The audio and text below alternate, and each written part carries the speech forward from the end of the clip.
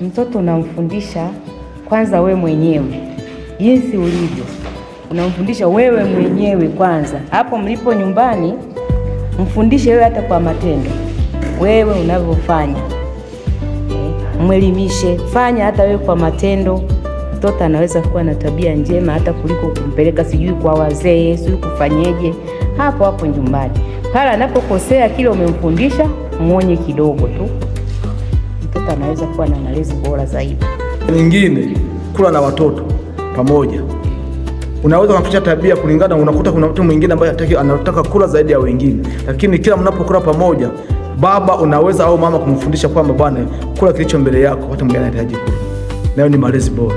Mwingine alikuwa masomoni amechoka, sasa unapompa muda wa kucheza, anaweza kufanya kile ambacho anahisi kinaweza kaangalau akajisikia vizuri, akafanya anachohitaji kufanya yeye kwa maamuzi yake.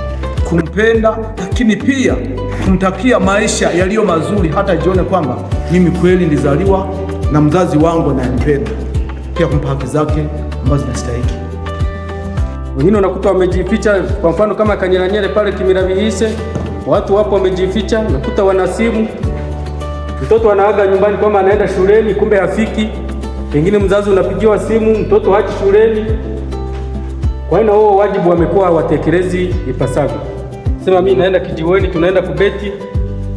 Kwa hiyo moja kwa moja ile inakuwa ni kutokuwa na heshima kwa watu wanaomzidi.